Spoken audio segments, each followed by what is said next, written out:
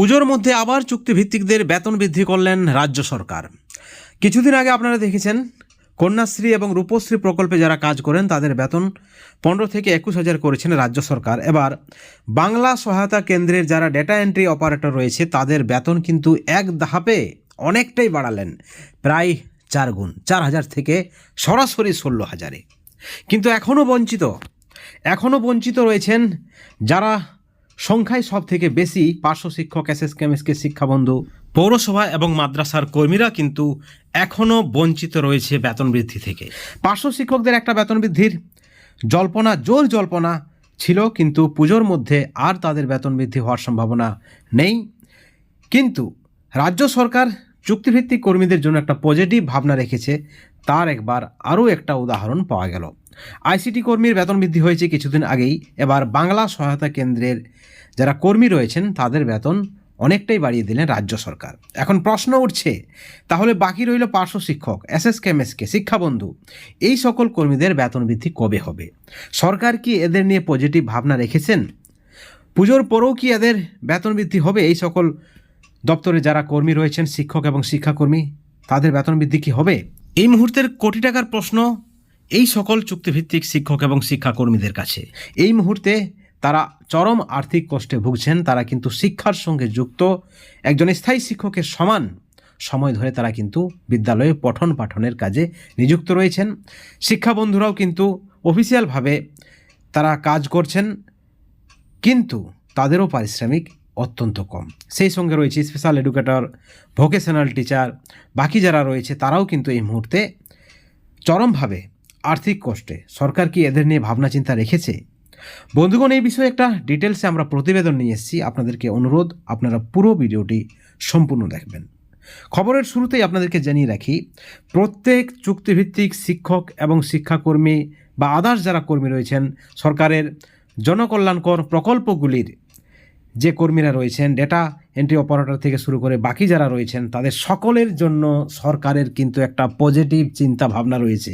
পুজোর আগে এবং পুজোর পরে মিলিয়ে প্রায় সকলেরই বেতন বৃদ্ধি করার একটা ইঙ্গিত রয়েছে রাজ্য সরকারের পক্ষ থেকে। বন্ধুগণ, আপনারা সকলে জানেন এই মুহূর্তে রাজ্যে প্রায় 46,000-এরও বেশি পার্শ্ব শিক্ষক কর্মরত, প্রাথমিকে এবং উচ্চ প্রাথমিকে। তারা এই মুহূর্তে জোরদার একটা দাবি করছেন তাদের বেতন বৃদ্ধির আশু প্রয়োজন। সরকারপন্থী পার্শ্ব শিক্ষক সংগঠনের নেতৃত্ব রমিউল ইসলাম থেকে শুরু করে সেলিম পাইকরা থেকে শুরু করে সকলেই কিন্তু একটা আশ্বাস দিয়েছিলেন পার্শ্ব শিক্ষকদেরকে যে তাদের বেতন বৃদ্ধি হবে 21 এবং 25,000 টাকা, কিন্তু সরকার ঘোষণা করেনি। কিন্তু অন্যদিকে এই সকল কর্মী যারা বাংলা সহায়তা কেন্দ্রের কর্মী রয়েছে, যারা আইসিটি টিচার রয়েছে, রূপশ্রী কন্যাশ্রী প্রকল্পের যারা কর্মী রয়েছেন, কোনো ধরনের ঢাক ঢোল না পিটিয়েই, কোনো জমায়েত ছাড়া, কোনো ধরনের বড় পাবলিসিটি ছাড়াই কিন্তু রাজ্য সরকার তাদের বেতন বৃদ্ধি করেছে। এখন প্রশ্ন উঠছে, তাহলে যারা বাকি রয়েছে তাদের বেতন বৃদ্ধি হবে কি? আপনাদেরকে জানিয়ে রাখি, আপনারা নিশ্চিত থাকুন, প্রত্যেকের বেতন বৃদ্ধি হবে, যেমনটা জানাচ্ছেন সরকারপন্থী সংগঠনে যারা নেতৃত্ব রয়েছেন তারা। এবং আমরাও বিভিন্ন দপ্তরে গিয়ে একটা বিষয় জানতে পেরেছি, বেতন বৃদ্ধিতে কিন্তু আশ্বাস রয়েছে, মুখ্যমন্ত্রীর গ্রিন সিগন্যাল রয়েছে এবং তার শুরুটাও আমরা দেখতে পাচ্ছি। বিভিন্ন চুক্তিভিত্তিক কর্মীদের বেতন বৃদ্ধি করেছে রাজ্য সরকার। এখন প্রশ্ন হচ্ছে, অনেকেই আপনার হতাশ হবেন, বাকি কর্মীদের বেতন বৃদ্ধি হচ্ছে, আপনারা দীর্ঘদিন ধরে বঞ্চিত, প্রায় 10 বছর 15 বছর ধরে বঞ্চিত। এমতো অবস্থায় হতাশ হওয়ার কিচ্ছু নেই, সকলের জন্য ভাবনা চিন্তা রয়েছে রাজ্য সরকারের। বন্ধুগণ, নেতৃত্বরা পরিষ্কার জানাচ্ছেন যে যতটুকু খবর পাচ্ছি জিও হবেই, তারিখ বলা সম্ভব নয়। তাই বর্তমান নেতৃত্ব যারা নিরন্তর চেষ্টা চালিয়ে যাচ্ছেন, তাদের দাবি আদায়ের যে লড়াই, সেই লড়াইকে সম্মান করতে হবে, সকলে সহযোগিতা করতে হবে, সকলেই পাশে থাকার বার্তা দিতে হবে। আসলে সরকার কাদের বেতন বৃদ্ধি করছে সেটাও কিন্তু ভাবনার। সরকারের যে জনকল্যাণমুখী প্রকল্পগুলি রয়েছে, সাধারণ মানুষদের জন্য যে প্রকল্পগুলি রয়েছে, সেই প্রকল্পের কর্মীদের জন্য হঠাৎ করে সরকারের এই যে বেতন বৃদ্ধি কোথাও না কোথাও আপনাদেরকে ভাবতে বাধ্য করবে। এবং সেই সঙ্গে আপনারা ইতিমধ্যেই কিন্তু আবার অনেকে সন্দেহ দেখতে পাচ্ছেন যে সরকার কোথাও না কোথাও একটা ভোট ব্যাংকের রাজনীতি করছে, তাদের বেতন বৃদ্ধি করছে যাদেরকে এই মুহূর্তে সরকারের বিশেষ প্রয়োজন রয়েছে বা যারা এই প্রকল্পগুলিতে কাজ করছে। কিন্তু পার্শ্ব শিক্ষক, এসএসকেএমএসকে বা শিক্ষাবন্ধু যারা রয়েছেন তারা কিন্তু আরও ভালো জায়গায় রয়েছেন, তারা শিক্ষার সঙ্গে যুক্ত। তাদের বেতন বৃদ্ধি হলে আপনাদের বেতন বৃদ্ধি হবে না, এই দুশ্চিন্তাটা করাটা বা এই দুশ্চিন্তা রাখাটা ঠিক নয়। আপনারা পজিটিভ চিন্তা ভাবনা রাখুন এবং আপনাদেরকে আমরা বারবার দেখাচ্ছি, বারবার সরকারপন্থী সংগঠনে যারা নেতৃত্ব রয়েছে তাদের কথা আপনাদের সামনে আমরা তুলে ধরছি। আমাদের একটাই উদ্দেশ্য, আপনারা চিন্তিত হবেন না, আপনারা বিশ্বাস রাখুন এবং সরকারপন্থী সংগঠনের নেতৃত্বরা আমাদেরকে যা বলছেন সেটাই আপনাদেরকে আমরা বলছি বা বলে শোনাচ্ছি।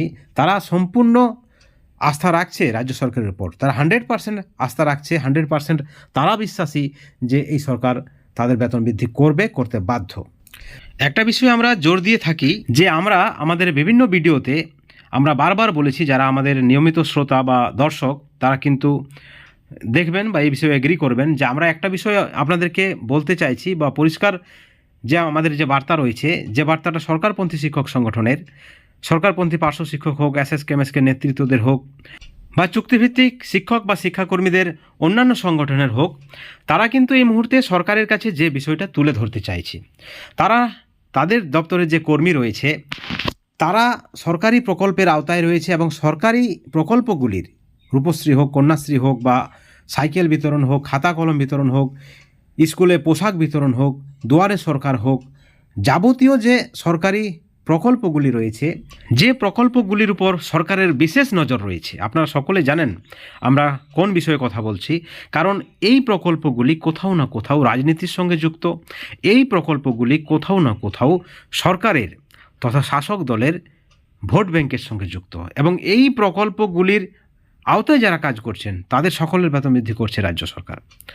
ব্যাপারটা যাই হোক, রাজনীতি হোক বা অন্য কিছু হোক, আপনাদের যেটা প্রধান দাবি বেতন বৃদ্ধি, সেটাতেই ফোকাস করা উচিত এবং আপনাদের যারা নেতৃত্ব রয়েছেন তারা কিন্তু সকলেই এগ্রি করেছেন আমাদের চ্যানেলে যে তারাও সরকারকে এটাই বোঝাতে চাইছে, এই সকল প্রকল্পগুলির কাজ করে থাকেন বা প্রকল্পগুলিকে সহযোগিতা করে থাকেন তাদের কর্মীরা। এমতো অবস্থায় তাদের যে বঞ্চনা, এই বঞ্চনার নিরসন হোক, অর্থাৎ সরকারের পাশে থাকার বার্তা দিতে চাইছেন এই সকল কর্মীরা এবং আপনাদের নেতৃত্বরা। এমতো অবস্থায় আপনারাও একটা পজিটিভ থিঙ্কিং রাখুন। আসলে সরকার পাল্টাবে, কোনো সরকার চিরস্থায়ী নয়। আমরাই বলি যে এখন চটির সরকার আছে, আগামী দিনে হয়তো লাঠির সরকার আসবে, তারপরে হয়তো ঘটির সরকার আসবে, কিন্তু আপনাদের দাবি আদায়টা এই মুহূর্তে কিন্তু অত্যন্ত প্রয়োজন। অবশ্যই আপনারা আপনাদের ভালোটা বুঝবেন এবং এই ভিডিওর পরিপ্রেক্ষিতে অবশ্যই আপনাদের সুচিন্তিত মতামত চ্যানেলের কমেন্ট সেকশনে কমেন্ট করে জানাবেন। নেতৃত্বদের যদি আপনারা উপদেশ দিতে চান সেই বিষয়ে কিন্তু আমাদের চ্যানেলের কমেন্ট সেকশনে উপদেশ দিতে পারেন বা কোনো যদি প্রস্তাব থাকে আপনারা কমেন্ট করে জানাতে পারেন। আপনাদের প্রস্তাব আমরা সরাসরি সেই নেতৃত্বের কাছে পৌঁছে দেব। সকলে ভালো থাকবেন, সুস্থ থাকবেন। Thank you so much.